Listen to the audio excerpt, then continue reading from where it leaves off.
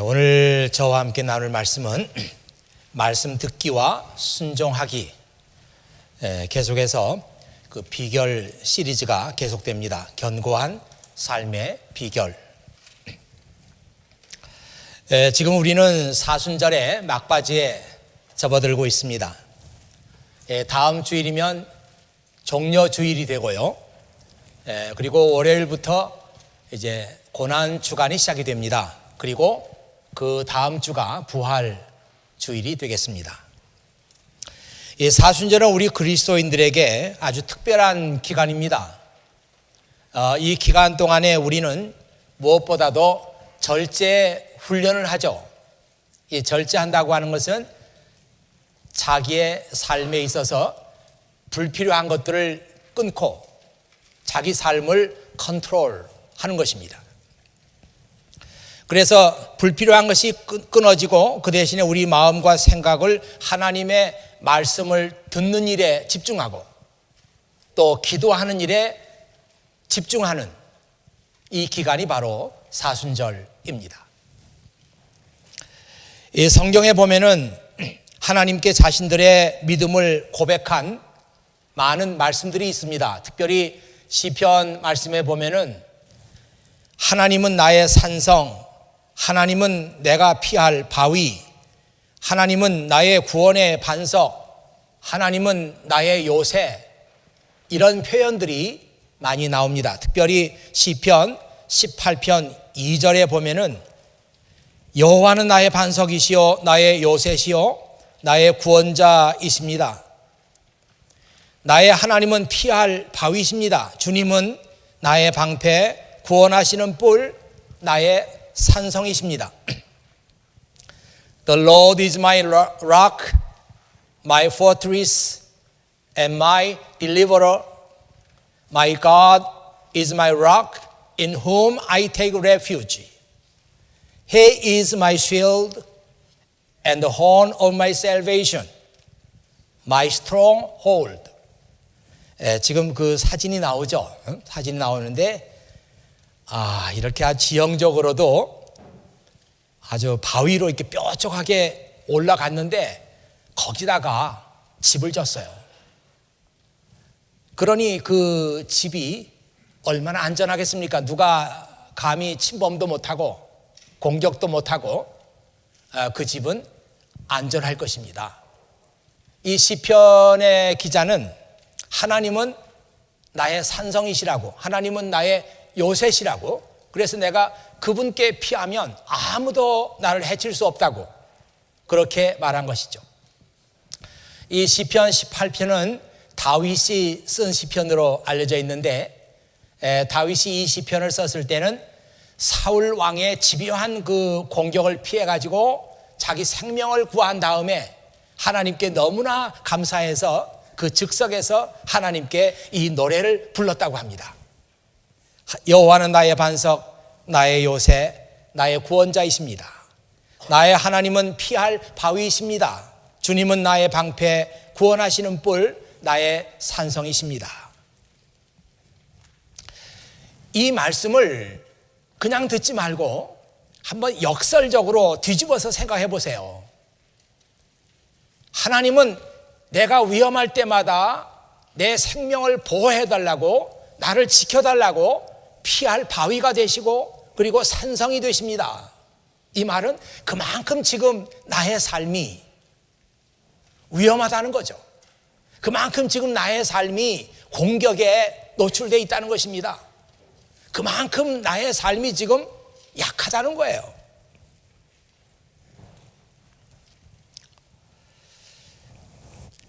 하나님을 아는 지식이라고 하는 그 유명한 책을 쓴 제임스 패커라고 하는 분이 계시는데요.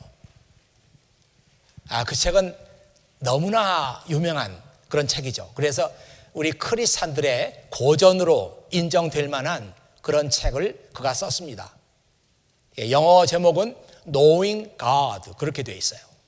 그런데 그가 또 한 권의 물론 많은 책을 썼지만 대표적으로 쓴 책이 견고한 크리스찬, 이런 제목의 책이에요. 제임스 패커는 말하기를 내가 전에 쓴 하나님을 아는 지식과 그리고 이 견고한 크리스찬이 짝을 이뤘으면 좋겠다, 그렇게 말했어요.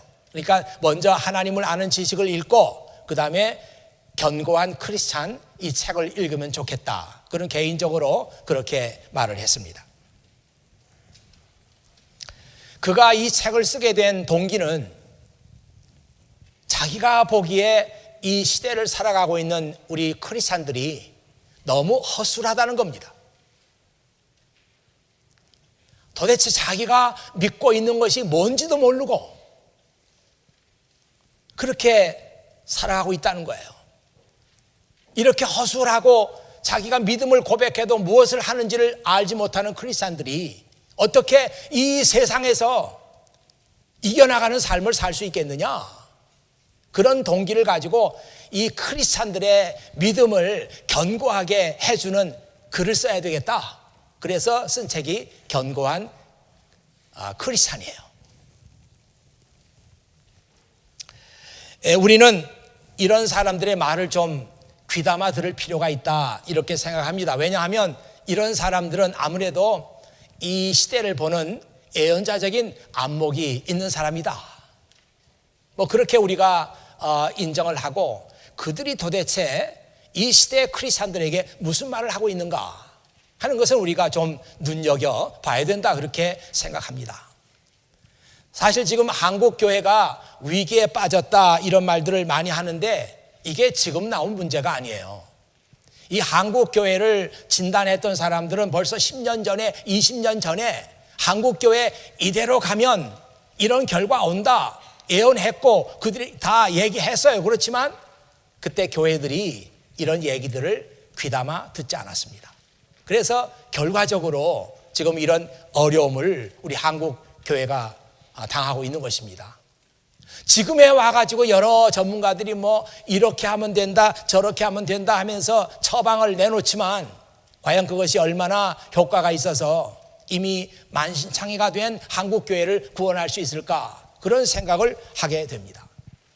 좀 답답하고 그럴지 모르지만 가장 좋은 것은 이 교회들이 함께 위기의식을 느끼는 겁니다. 맞다, 이 한국교회 지금 이대로 가면 안 된다 하는 그 생각들을 교회들이 다 공유하면서 함께 그 대안을 찾아 나가는 것이 최선이다, 이렇게 생각을 합니다. 그리고 우리 크리스찬 한 사람 한 사람이 하나님과의 관계를 새롭게 정립해야 합니다. 우리 크리스찬들이 정말 소중하게 여기는 가치가 이 세상에서 보여주는 그런 가치가 아니고 다시 성경으로 돌아가고 다시 기도로 돌아가고, 우리 크리스찬 한 사람 한 사람들이 이런 그 영적인 자각을 할 때 우리 한국 교회는 다시 소망이 생긴다, 그런 생각을 하게 됩니다. 여러분, 제임스 패커가 쓴 두 번째 책 견고한 크리스찬, 그 책에 무슨 내용이 담겼을까 매우 궁금하죠. 원래 그 책의 제목은 그 책 장사하는 사람들이 좀 팬시하게 견고한 크리스찬, 뭐 나쁘진 않아요, 그렇게 진 것이지만 원래 제임스 패커의 책의 제목은 Growing in Christ입니다. 그리스도 안에서 성장하기. 여러분, 그런 제목의 책이 팔릴 것 같습니까? 예수 그리스도 안에서 성장하기, 그런 제목의 책이 우리 시대를 살아가고 있는 우리 크리스찬들에게 팬시하고 어트랙티브하게 들릴 것 같아요? 전혀 그렇지 않습니다. 제목부터가 진부해요. 그리고 그 책에 들어있는 내용은 무엇인가? 뭐 별다른 얘기가 아니에요. 그는 그 책에서 사도신경을 다시 해석했어요. 그리고 주님이 가르쳐 주신 기도문의 내용을 다시 해석했습니다. 그리고 십계명의 내용을 다시 해석했어요. 그것이 Growing in Christ라고 하는 책의 내용입니다. 여러분, 돈 20불, 30불 주고 10계명 해석한 책 사보겠습니까? 주기도문 해석한 책 20불, 30불 주고 사보겠어요? 사볼 사람 없습니다. 그렇지만 제임스 패커는 이 길 밖에는 길이 없다. 우리 크리스찬들의 믿음을 다시 세우는 길은 다시 처음으로 돌아가서 사도신경을 공부하고 주기도문을 공부하고 십계명을 공부하고 이 길밖에 없다. 그렇게 봤기 때문에 그분이 그 책을 쓰게 된 것입니다.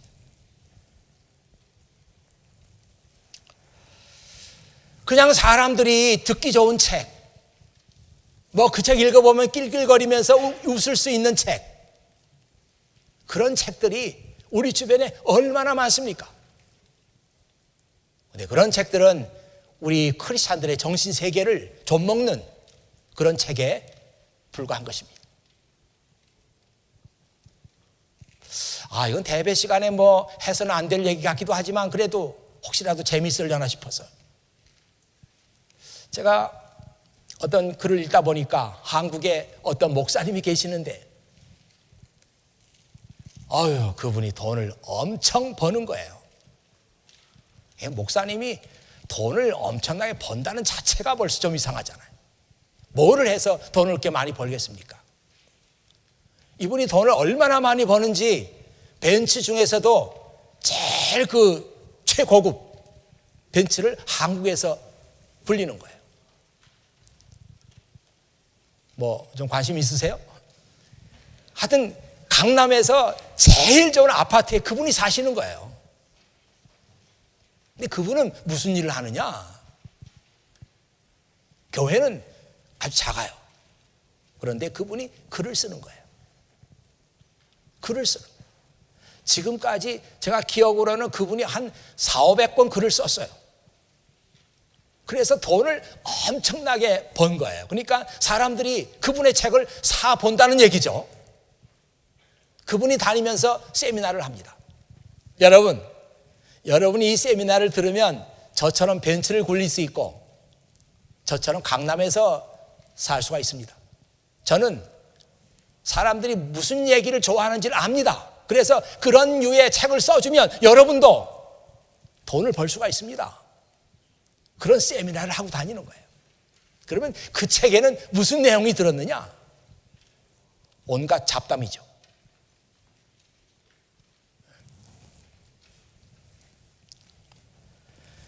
이제 우리 이야기를 좀 하겠습니다.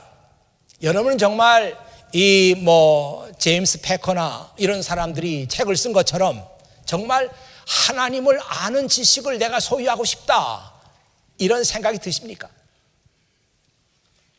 정말 내가 예수 그리스도 안에서 성장을 해야 되겠다, 그런 생각이 듭니까?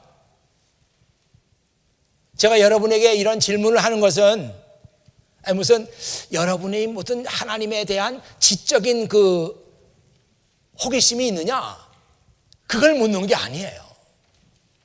적어도 여러분들이 이 시대를 살아가면서 예수 그리스도의 제자로서 살아가고 싶은 그런 생각이 있느냐, 그걸 묻고 있는 겁니다. 지금 세상은 너무 빨리 변하고 있고 이 세상은 정말 좋은 것들이 많이 있어요. 여러분들이 이 세상을 살아가면서 그런 세상이 주는 유혹, 그런 세상이 주는 가치, 여기에 물들지 않고 나는 예수 그리스도의 제자로서 성경이 나에게 보여주는 이 가치를 나의 가치로 알고 받아들이고 나는 이 시대를 크리스찬으로 살아내겠습니다, 이런 생각들이 여러분들에게 있느냐, 그것을 묻고 있는 거예요. 견고한 크리스찬, 일단 우리 한국말 제목이 그렇게 나쁘진 않아요. 어떤 시험과 어떤 어려움이 있다고 할지라도 흔들리지 않는 기초가 든든한 크리스찬, 그 크리스찬에 대해서 성경이 얘기하고 있는 말씀을 하나 소개해 드리겠습니다. 예레미야 17장에 있는 말씀인데요. 지금 화면에 빽빽하게 나가고 있죠. 사람을 의지하며 육체를 자기 힘으로 삼고 여호와에게서 마음을 돌린 사람은 저주를 받을 것이다. 그들은 사막의 키 작은 나무 같아서 좋은 일이 찾아와도 보지 못한다. 그들은 아무도 살지 않는 소금 땅, 황무지에서 살게 될 것이다. 그러나 여호와를 믿고 여호와만을 의지하는 사람은 복을 받을 것이다. 그는 물가에 심은 나무 같아서 든든한 뿌리가 물가로 뻗어 있으니 날이 뜨거워도 두려울 것이 없고 그 잎사귀가 늘 푸르다. 비가 오지 않아도 걱정할 것이 없으며 언제나 열매를 맺는다. 여기서 못 알아들을 그런 말씀이 있습니까? 너무 평범하고 쉬운 말로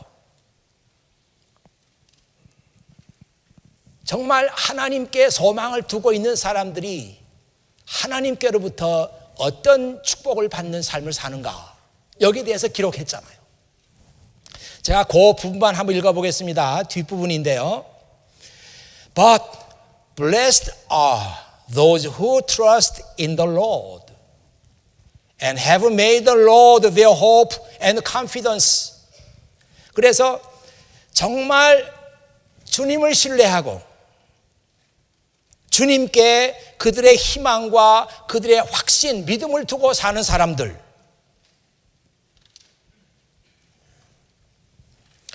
They are like trees planted along a river bank. 그들은 그 강변이죠. 강변에 심겨져 있는 나무와 같아요. With roots that reach deep into the water. 그래서 그 뿌리를 그 물속에까지 뻗치고 있는 그런 나무와 같아요. Such trees are not bothered by the heat or worried by long months of drought. 오랫동안 몇 달 동안 비가 오지 않아도 걱정이 없어요. 왜냐하면 그 뿌리가 강에까지 뻗쳐 있기 때문이에요. 그리고 한낮에 그냥 막 태양이 내려쬐 가지고 hit이 있어요. 열이 있어요. 열기가 있어. 뜨거워요. 그래도 상관없어요. Their leaves stay green. 그들의 잎은 계속 풀어요. And they never stop producing fruit. 그들은 계속해서 열매를 맺어요. 야, 이 말씀이 얼마나 쉽고도 얼마나 하나님께 그 신뢰를 두고 있는 사람. The blessed are those who trust in the Lord. 주님을 신뢰하는 사람. 이런 삶을 살게 된다. 이게 예레미야를 통해서 하나님께서 그의 자녀들에게 약속하신 약속이란 말이에요.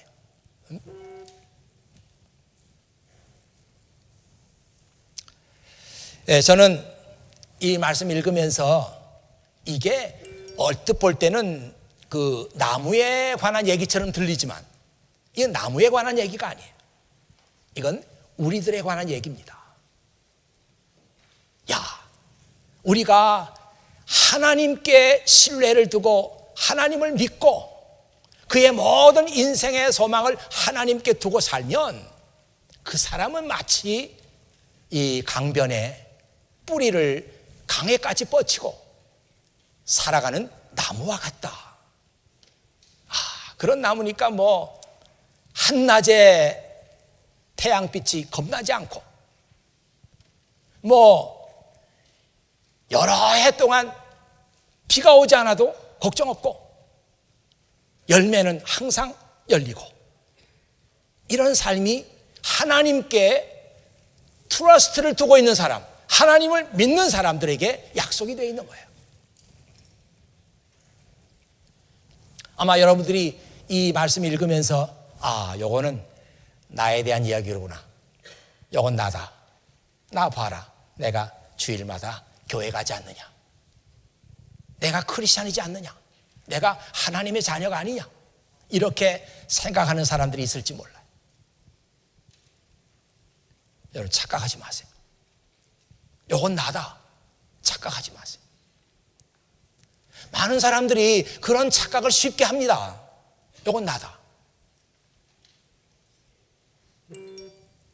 이게 삥삥거려요? 다시는 삥삥거리지 못하게 내가 처리했습니다. 제가 시간 맞추려고 여기서 이제 시간을 이렇게 보고 있어요. 저쪽 시간 잘 안 보여요. 그 눈빛이 이렇게 불빛이 비쳐가지고 잘 안 보여요.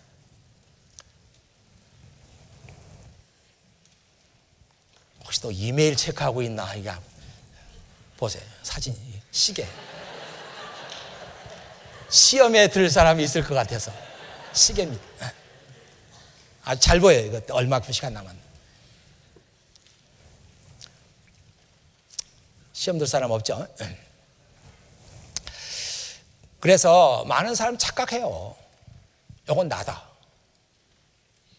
여러분 교회 나간다고 그래서 또 내가 교회에서 어떤 직책을 맡고 봉사활동을 많이 한다고 그래서 Those who trust in the Lord. 이 사람 나다. 착각하지 마세요.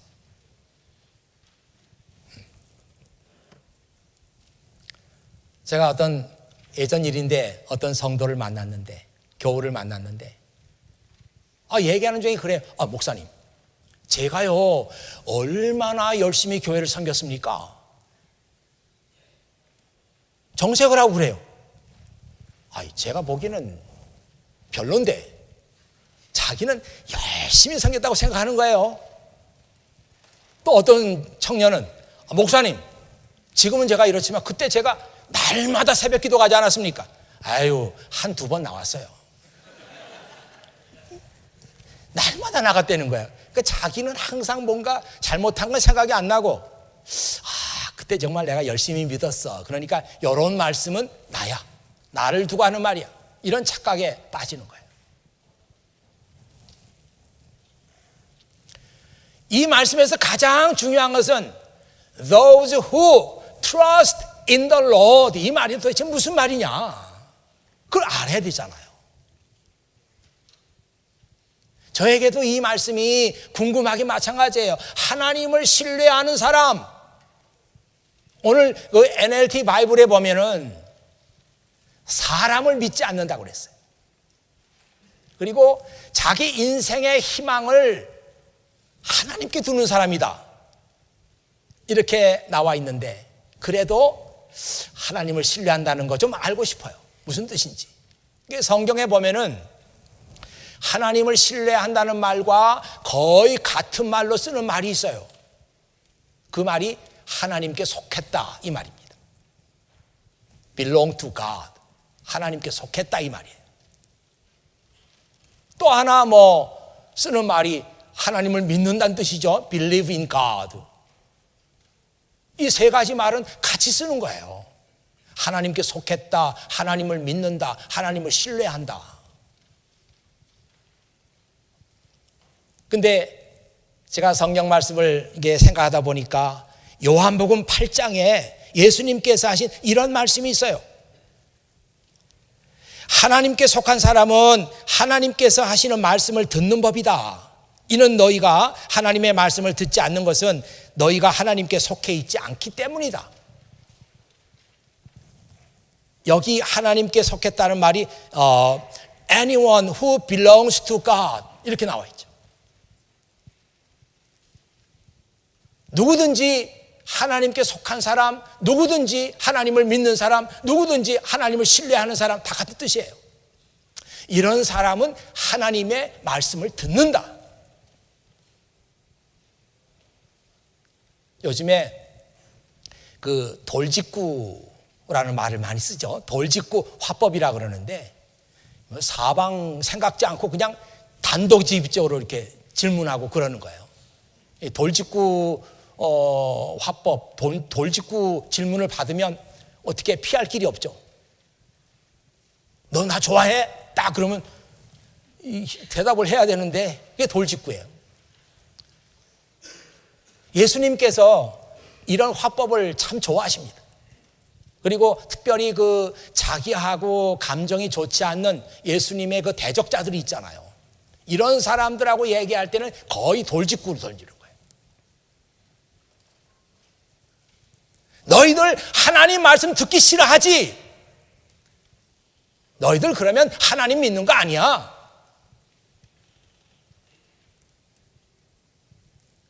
너희들 하나님 말씀 좋아하지 않지? 다른 거 좋아하지? 그러면 너희는 하나님 자녀 아니야.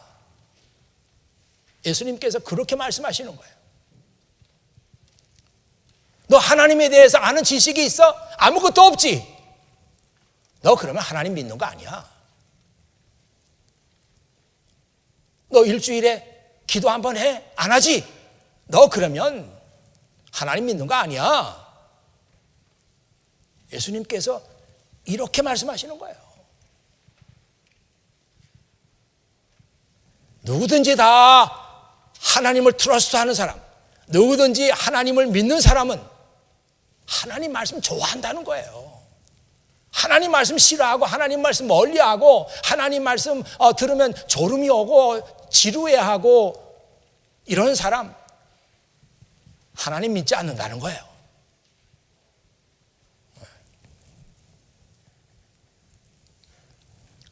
저는 이 말씀 읽으면서 2000년 전에 예수님께서 보신 그 사람들, 예수님의 눈에 비친 사람들은 어떤 모습으로 비쳤을까? 그런 생각을 해봤어요. 예수님 눈에 비친 그 당시의 사람들은 하나님 믿지 않는 사람들이에요. 바리새인들도 있었고 제사장도 있었고 무슨 사두개인들도 있었고 종교 지도자들이 있었지만 예수님의 눈에 비친 그 사람들은 하나님 믿지 않는 사람이에요. 이 사람들은 성경을 보는 게 아니라 하나님 말씀을 사랑한 게 아니라 돈을 좋아했어요. 그러니까 이 돈을 좋아하는 그 인간의 마음은 옛날이나 지금이나 똑같습니다. 예전 2000년 전의 사람이니까 그 사람들은 돈도 안 좋아하고 순박하게 농사나 짓고 그럴 줄 알죠. 인간의 본성은 똑같아요. 예수님께서 성전에 가서 제일 먼저 보신 게 뭐예요? 왜 성전에 이렇게 장사하는 사람들이 판을 치고 있냐? 성전에 무슨 돈 바꿔주는 사람들이 왜 있어요?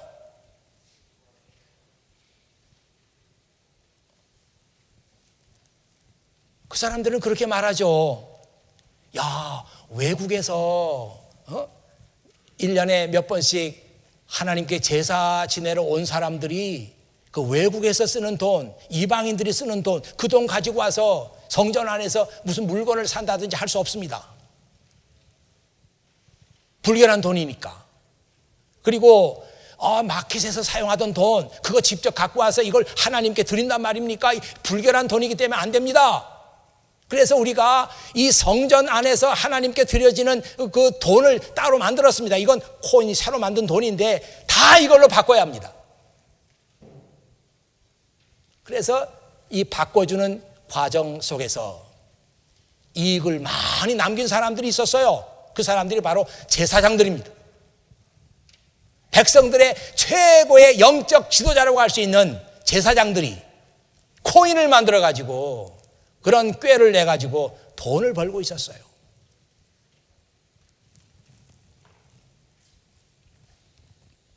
이걸 본 예수님은 너무 마음이 아팠죠.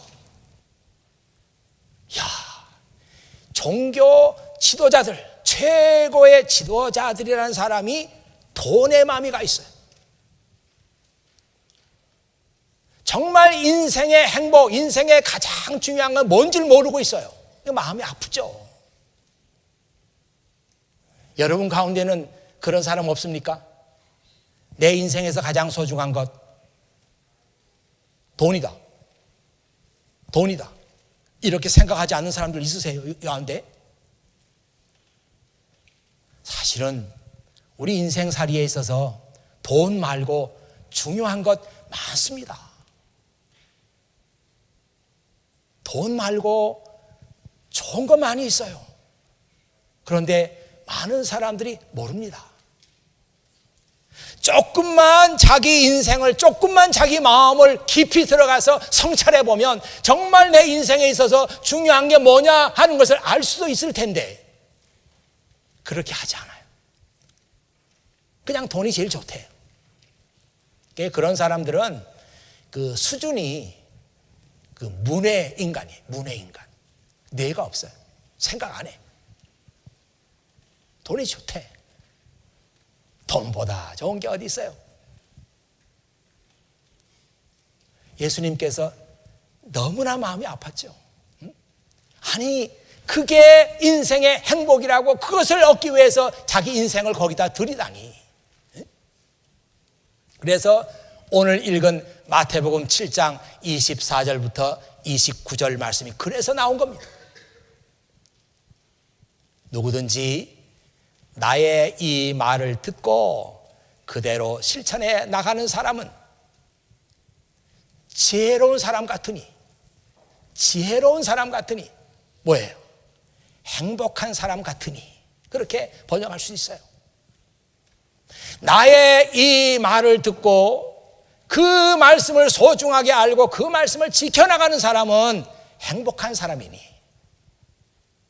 지혜로운 사람이니, 반대로 여전히 돈이 최고다. 그래서 내 말을 듣지 않고 내 말을 지키지 않는 사람은 어리석은 사람 같으니, 아주 쉬운 말로 말하면 바보라는 거예요. 바보. 그런 사람은 모래 위에다가 집을 짓는 사람과 같다. 세상에 모래 위에다가 집을 짓는 사람이 누가 있습니까? 어느 바보가 모래 위에다가 집을 져요. 그런데 그런 사람들이 많다는 거예요. 자기도 모르게 지금 자기가 하고 있는 행동이, 자기가 생각하는 것이 모래 위에 집을 짓는 것과 똑같은 일을 자기가 하고 있는 걸 모르는 거예요. 혹시 여러분 가운데 정말 예수님께서 보실 때, 야, 너 지금 모래 위에 내 인생의 집을 짓고 있는 거 너 모르지? 정말 이렇게 말씀하시는 사람들이 우리 가운데는 없었으면 좋겠습니다. 그래, 너는 내 인생에 있어서 내 말을 최고의 가치로 알고 그거를 실천해 나가는구나. 너는 지혜로운 사람이야. 너는 행복한 사람이야. 너는 반석 위에다가 집을 짓는 사람과 같아. 그래서 비바람이 불고 홍수가 나고 지진이 나도 내가 지은 집은 흔들리지 않을 것이다. 예수님께서 그렇게 말씀하신 거예요. 오늘 읽은 예레미야 17장의 말씀과 예수님의 말씀이 어떻게 그렇게 똑같아요? 예레미야 17장 말씀을 예수님의 버전으로 만든 것이 오늘 이 말씀이에요.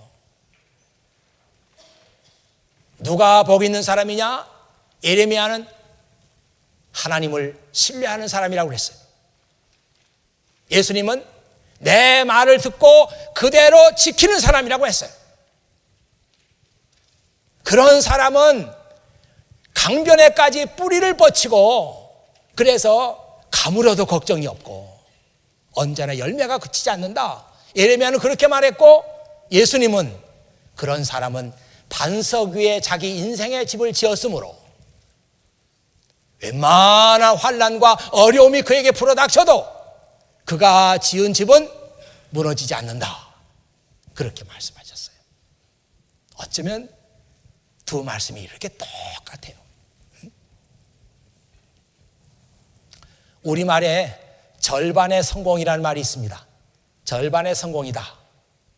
그래서 실패한 것보다 낫다. 이런 말도 쓰고 하는데, 이 절반의 성공도 결국은 미완성입니다. 미완성이에요. 완성은 아니에요. 우리 많은 크리스찬들이 절반의 성공으로 그냥 만족한 삶을 살고 있지 않나. 하나님의 말씀을 공부도 하고 하나님 말씀을 귀하게도 알지만 그 말씀을 실천하지 않아, 지키지 않아, 머리로 알고만 있어요. 절반의 성공입니다. 나머지 절반은 우리가 그 하나님의 말씀을 내 삶 속에서 지켜나갈 때, 이것이 내 삶의 가치가 돼가지고 내가 결정할 때도 하나님의 말씀이 작용하고, 내가 어떤 것을 선택할 때도 하나님의 말씀이 작용하고, 내 행동을 하나님의 말씀이 컨트롤해요. 이게 절반, 나머지 절반이에요. 그래서 우리의 삶은 온전한 크리스찬의 삶이 되는 것입니다. 오늘 이 얘기 다른 사람의 얘기 아닙니다. 여러분의 얘기예요. 옆집에 사는 어떤 분의 얘기가 아니고 여러분을 위해서 하나님께서 주시는 말씀이에요. 오늘 하나님께서 이 사순절 막바지에 들어가면서 내가 인생을 정말 행복하게 살 수 있는 길을 보여주시고, 우리 인생살이에는 정말 귀한 것이 있다. 이것은 하나님을 신뢰하는 것이고, 이것은 하나님의 말씀을 듣고 지키는 것이다. 이것이 견고한 인생의 비결이다. 이렇게 말씀하고 계십니다. 이 말씀이 앞으로 여러분의 인생을 집을 짓는 데 있어서, 앞으로 여러분이 생각을 하는 데 있어서, 앞으로 여러분이 미래를 결정하는 일에 있어서 하나님의 인도가 되시기를 바랍니다. 기도하겠습니다. 아버지 하나님 감사합니다. 오늘도 아버지 하나님께서 저희들을 사랑하시며 우리에게 교훈을 주셨습니다. 내 인생에 있어서 가장 소중한 게 뭐냐? 우리에게 묻고 계십니다. 우리 중에 아무도 생각 없이 돈입니다, 이렇게 대답하는 사람 없도록 도와주시옵소서. 하나님을 신뢰하는 삶, 하나님의 말씀을 듣고 그 말씀을 지켜나가는 삶, 이것이야말로 제 삶에 있어서는 무엇과도 바꿀 수 없는 가장 소중한 가치입니다. 이렇게 고백할 수 있는 사람들 되게 해주시옵소서. 우리 중에 어떤 사람도 정말 자기 인생의 집을 견고한 반석 위에 세우는 그런 사람들이 되게 해주시옵소서. 지금 이 말씀을 내가 흘려듣고 지금 이 말씀을 가지고 내 생각을 고치지 않으면 나에게는 영영 기회가 없다, 이런 생각들을 가지고 자신의 삶을 돌아볼 수 있는 지혜를 사랑하는 모든 자녀들에게 허락해 주시옵소서.